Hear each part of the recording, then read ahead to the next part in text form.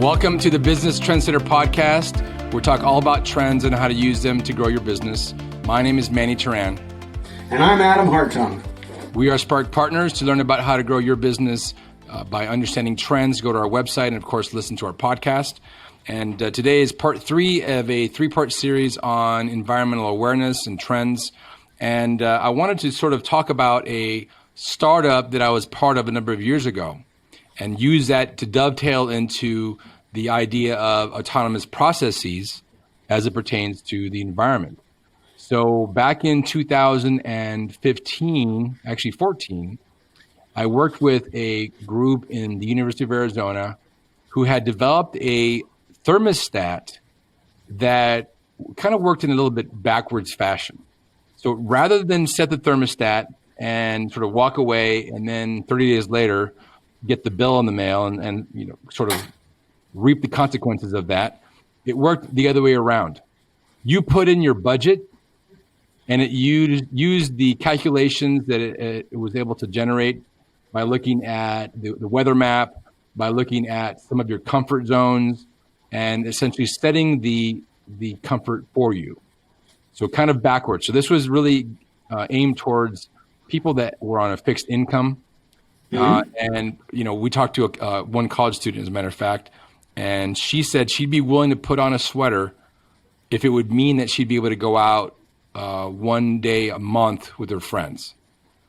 I can imagine that. And the vice versa would be true in a warm climate like Tucson, where, you don't leave the air conditioner running when you're not in the house. You let it dial up, 85, 87, 88, so that, you're not spending electricity on that. I can easily imagine people will change their behavior if they know how. But you're right; it's just too easy typically for people to go set the thermostat and forget. That's where they typically and it was a little bit ahead of its time. I think there's some viability now.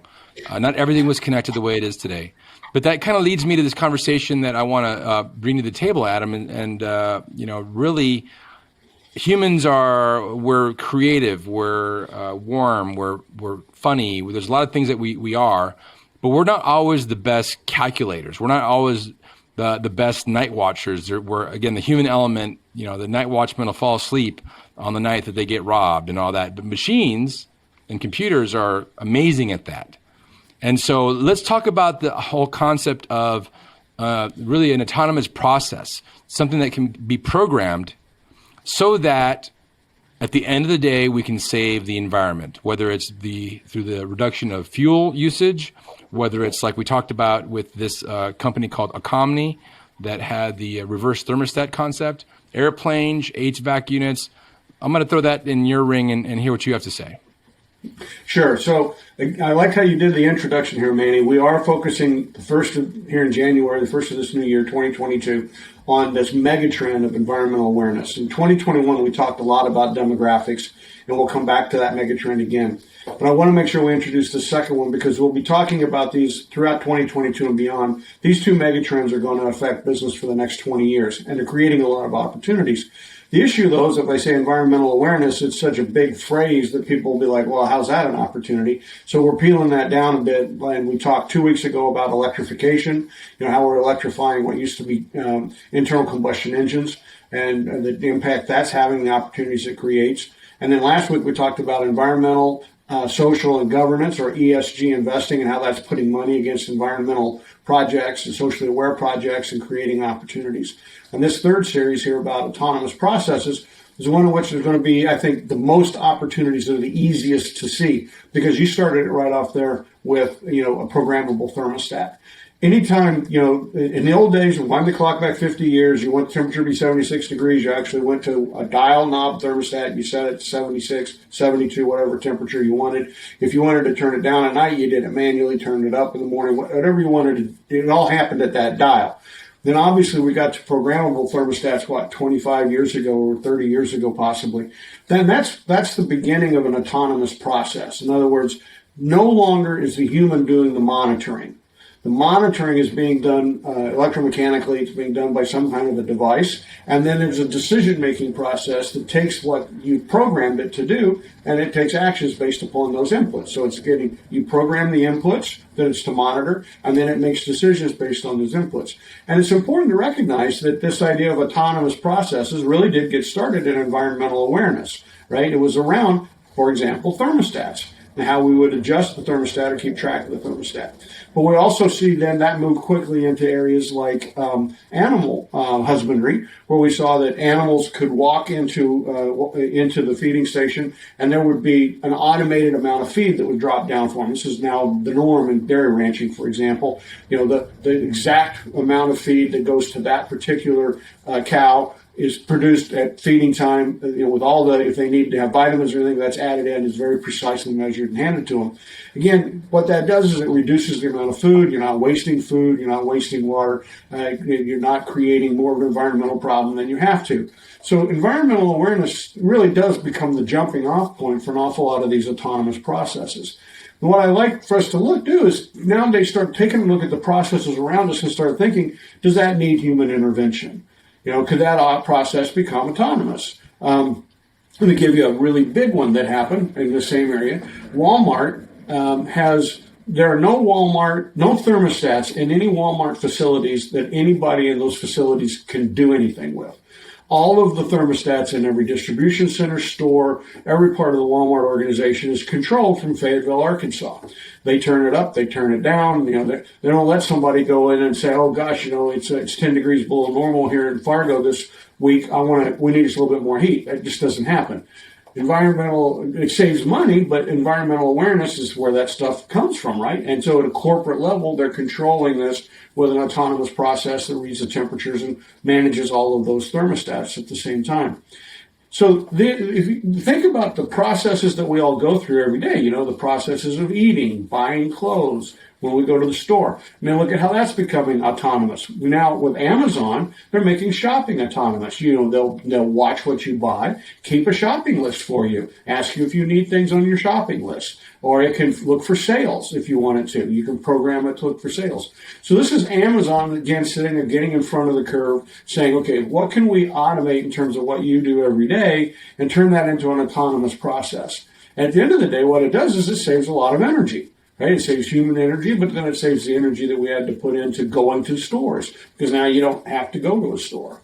And I think one of the more popular of these is going to be, the autonomous vehicles. Right. We already have autonomous subway trains, right? There's no longer a conductor, I don't believe, in front of any subway train in the United States any longer. There might be, and so if I'm wrong, I'm sure listeners will let us know. But, there used to be conductors at the front of all subway trains. Most of them don't anymore. That's autonomous. So the question starts becoming, do we need people flying airplanes? Do we need people driving cars? Or can we turn that into an autonomous process? Back in the 1980s, the late 1980s, around 87, 88, Paul Foch and I were working together, and we ran across a guy in San Diego that had figured out how to take radar and put the radar sensors on the front of a vehicle. And I think he had some on the back end. I don't remember all the details now. You have to get Paul involved because he worked closely on this project for about 6 months. But what he did was he got to where the vehicle could control its momentum. It could control whether it was going forward, whether it was going to stop. It could apply the brakes. It could apply the gas pedal. And they developed this to the point where somebody, I don't remember if it was Paul, but somebody took one of the vehicles, got in at San Diego, sat behind the wheel, and they did not touch the brake or the gas pedal until the vehicle showed up in Wilmington, Delaware, on the other side of the country, right? That was an autonomous process. Now, you still had to have a person driving the car. That was in the late 80s, right? Wow. So that was using radar, which is not the way that the autonomous processes use, not the only sensors that they use today. But it just shows that, this thinking about what is the process and do we need people to do it is the idea, and especially whenever it gets around anything related to the environment and how could we try to not be wasteful and be more efficient about what we do.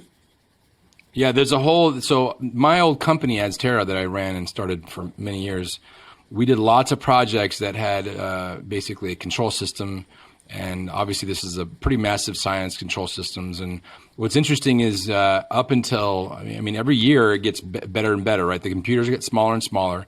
You get more processes you can do in a small area.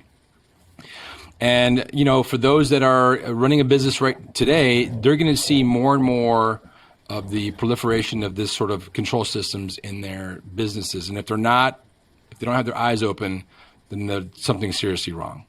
From, like you mentioned, matter of fact, I drove up to Phoenix the other day, and as I was driving down the freeway, there's a company based in part here in Tucson called Too Simple, and I'd like to see if I can get somebody from that company on our podcast. And Too Simple is pioneering a system that they can bolt on into the inside of a semi-truck tractor, a big rig, and have it fully autonomous.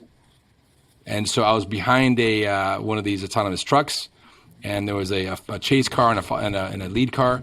And as I pulled up next to it, I looked, and the guy was obviously just kind of had his hand on the steering wheel, just nonchalantly, but you knew he was not controlling it. And so that's an example, again, how people are thinking, well, I thought that had to just do with the fact they didn't want to really pay for the drivers. That's part of it. The other part of it is that they can not only have these things run 24 hours a day or maybe 23 hours a day, but also they can run them slower, like maybe 57 miles an hour, which will save on gas, which again will save the environment. So at all these crossroads, there's opportunities for these control systems and these autonomous processes to help save the environment. Yeah. You know, one of the jokes I like to tell people is that every time you hear of a plane crash, they always say it's operator error, right? It's pilot error. And so the question becomes, then why do we have pilots? You know, we know that most planes are doing most of their own flying. There's a pilot watching them fly. And, you know, I recently, again, watching a national, I was watching PBS series Frontline, and they did a dive into what went wrong on the 737 MAX and the crashes that it had. And one of the things they discovered was that there was a set of automated controls in the plane, and the pilots would override the controls, and that was when the planes would crash. And that there was a certain level of monitoring that was going on, and the humans didn't understand the monitoring. The machines did. The machines kept trying to correct, and then the humans would try to overcorrect, and it was causing the crashes. And it was a preventable problem. They could reprogram the plane, and they could tell the pilots that, you know, keep your hands off of it, and it would be fine. And now we're back to it's safe again. It's been authorized to fly. But what happened there was that we had an autonomous process. The autonomous process gets better than the human process, and when the humans try to intervene, things get worse, right? And so that's the thing that I think we don't spend enough time on as entrepreneurs. You know, your idea, for example, about put a budget behind something and then let the machine control how you do it rather than you do it. So you want to control my electrical spending, and the thermostat is the most expensive thing I do. You're right. Turn it over there and say, well, you figure out how much, where to set the thermostat so that I don't spend more than $150 a month or whatever it is I want. We're getting that way with our vehicles, right? We'll be able to tell the vehicle how far we want it to drive, what we want it to do. But we can do this in a lot of the, you know, how much do we buy in terms of movies? How much do we spend on entertainment, right? Could we control that? Could somebody make a better decision? There's many, many opportunities in healthcare. We have a lot of people in healthcare that do data collection to hand it to a human for a review. But now we're discovering that, in fact, in mammograms, which have long been one of those real hot buttons, like, you know, is it worth getting a mammogram? Is it not worth getting a mammogram? When the people look at the mammogram, do they get it right? Do they miss things in a mammogram? Do they see false positives in a mammogram? This has been going on for 30 years.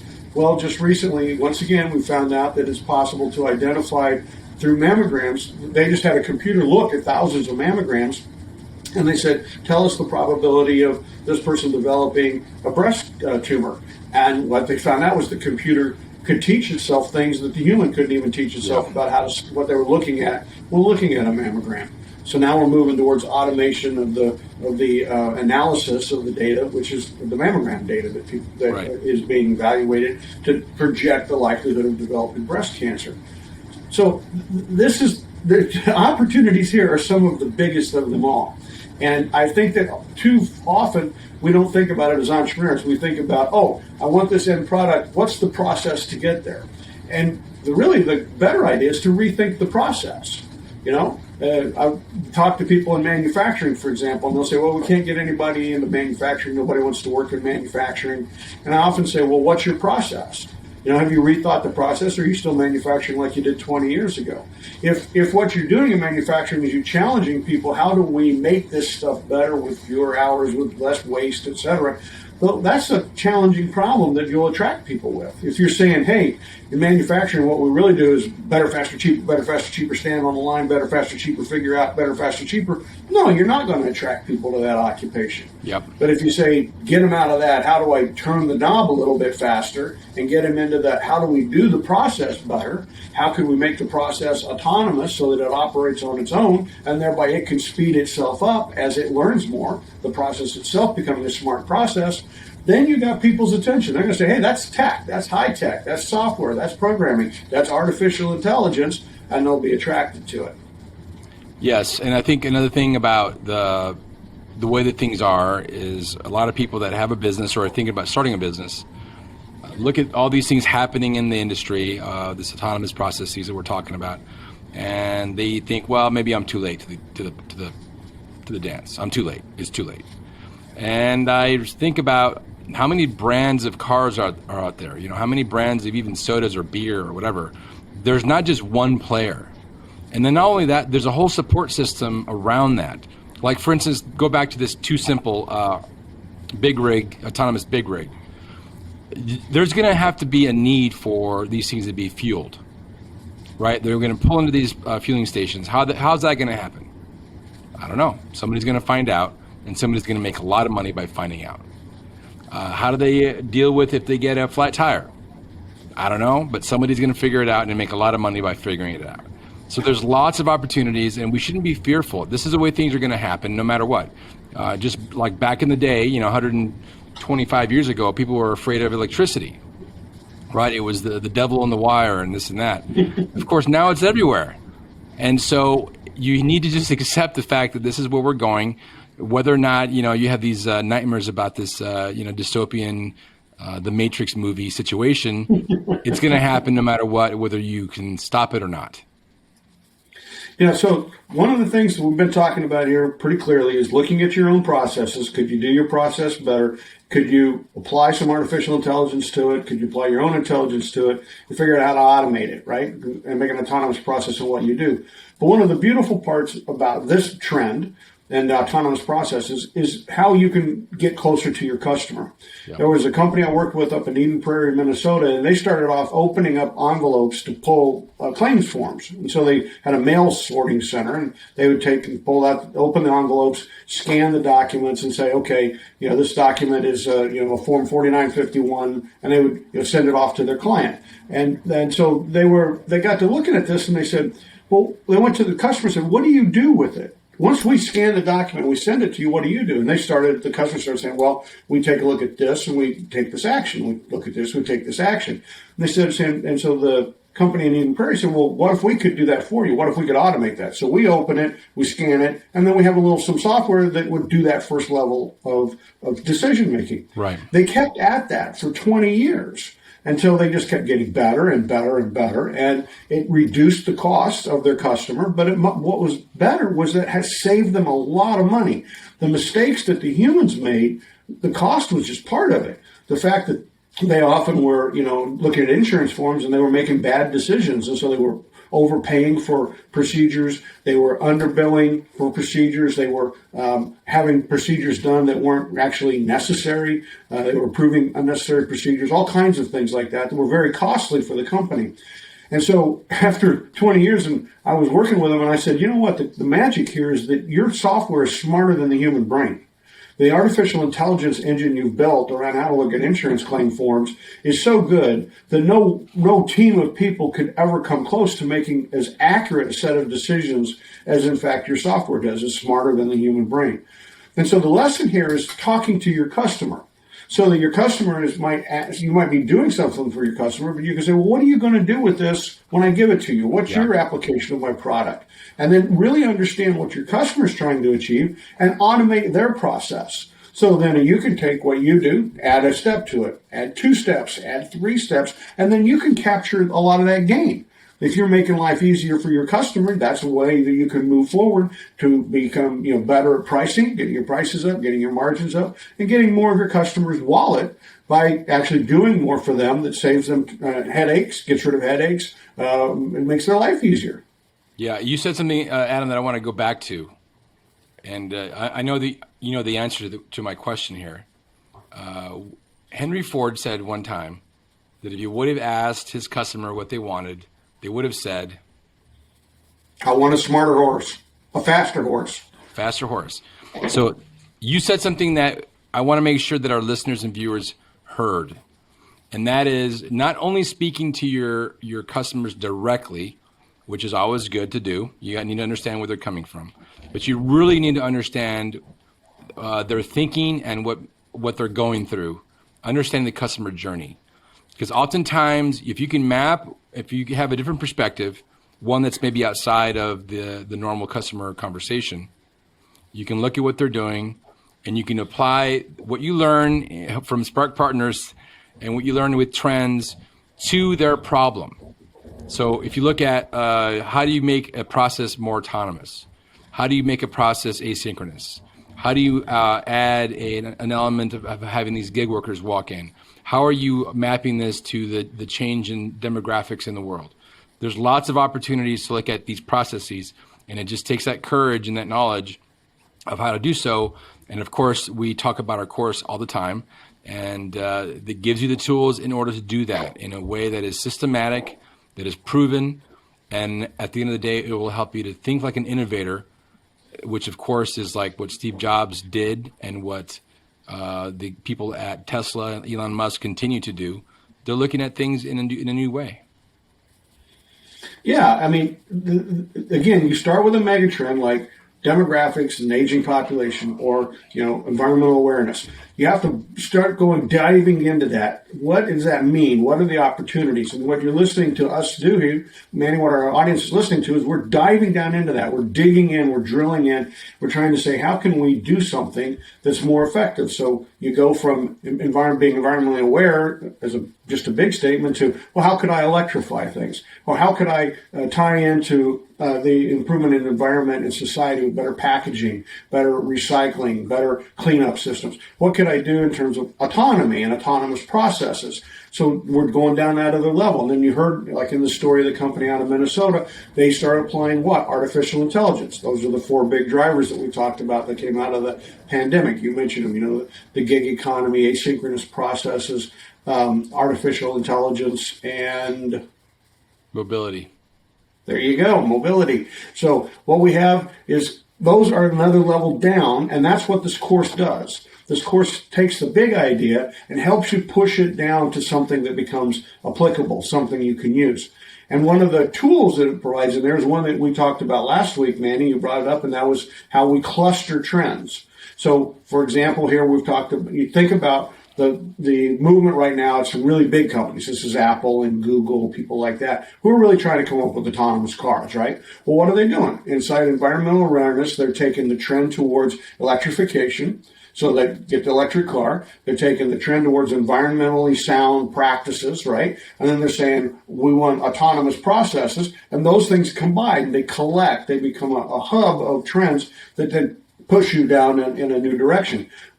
Why do you want to do that as an entrepreneur? Because it's easy to raise money, right? If anybody that's got the ability, at this time, it takes a lot of ability, but 10 years ago, if you'd have walked in and said, look, I'm starting to go down this road of environmental awareness, and I see the future where we'd have autonomous vehicles that are electrified, and then people that are interested in environmentally sound investing would have said, yeah, that's where I want to go. And you cluster this together, and then it's an easier road. You got your canoe in the river, as I like to say. You're going down the easy road. So the course helps you think through that. How do you get down to a more finite level that's not as conceptual and put that into a business opportunity, and it'll take you through everything from what would the customer look like to what would the solution look like to how would I raise that money, who would I talk to, and how would I fund that, and how would I put a white space team in place that could go off and do the initial development and try to get the proof of concept and figure out the business model. There are so many tools this day and age for how to launch a business, how to run a startup. But what our course does is really provide a lighthouse and helps you to understand where you should be looking for your next windfall, whether that's in like these 5 major trends, or any of the other trends that are happening in the world today. So, excellent advice to all of our listeners. One thing we're going to be doing, just a little bit of news here, is we're going to release something called Spark on the Street, which is a very short series where we'll be talking to business leaders and owners and entrepreneurs out on the street, so to speak, that have a high growth mindset, and really understanding from their perspective how they were able to reach where they're going and what their plans are to go to the next level. And of course, this is all in the context of Spark Partners, and we'll be asking questions about what trends are in line with what they're doing and how are they using those trends to propel their business forward. So look for that in our social media channels like LinkedIn, as well as our IG channel. And Adam will be releasing it also on his Twitter feed, and we'll be adding them to our YouTube feed as well. So any last thoughts here, Adam? Well, I think it's important people understand what we've been doing here at the early part of 2022. We have not been spending as much time on current events in these 3 podcasts. What we've been really doing is taking a more look at the approach to strategic planning, how you can be more effective, how you can find the opportunities, how you know where to put your money, where to see the road towards riches, right? And that's by taking a look at these big trends and understanding how to work with trends and how to drive a trend through to building out the opportunity and building out the fundraising, and then putting in place the teams, the white space projects that can develop the business models. You know, one of the big things that's changed in 30 years was when I got started a long time ago, if you wanted to get a new business, you had to write a business plan, and it had to spell out everything about how the business model would work, where the revenues would come from, what the margins would be, et cetera. We now realize that that's the bad way to go about it. What you really want is to identify the trends, make sure that you're in a place where there's good high growth, and then get in there and jump into the water. Get in there and start swimming, get with the current, and then you'll figure out the business model. You'll figure out what people will pay for, and you're in the right spot to be able to make a lot of money. So the process has changed a lot from what it was 35 years ago. We have the tools for that, and we want to make sure that people know going into 2022 that the tools are there. They can come to our website, and for this month at least, we've got half off on our masterclass, Managing Innovation. They should be grabbing a hold of that while they have a chance. Get this tool, start working with it. And if your organization is just locked, or you're locked as a person, or the team that you work with is locked, then you ought to grab up the class we have about how to overcome lock-ins. And recognizing what gets in the way of growth, and then knowing how to push that aside. That course can help you get past that significant problem fast and get back on the growth trend again. So I know that it maybe been a little bit different. We've been a little bit conceptual here during January, but the point is, it's time. This is the year people need to sit down and say, I'm going to make it happen. Yeah. And, if you don't have the right tools, it's going to be tough. And we'd like you to reach out and take advantage of some of the pricing opportunities we're giving right now, and get the tools in your hands so that you can start making this happen in 2022. Precisely. One last thing I'll say is we're going to be having a webinar here end of the month, around the 27th, 28th. We'll give the news, more specifics later on, but it'll be in a couple weeks where we're going to be taking questions. We did one of these last year that was very successful, and we're going to be doing it again. And so Adam and I will come up with a good path going forward. So with that, Adam, have a wonderful week. We'll be talking to you very soon. Thanks a lot, Manny. Cheers.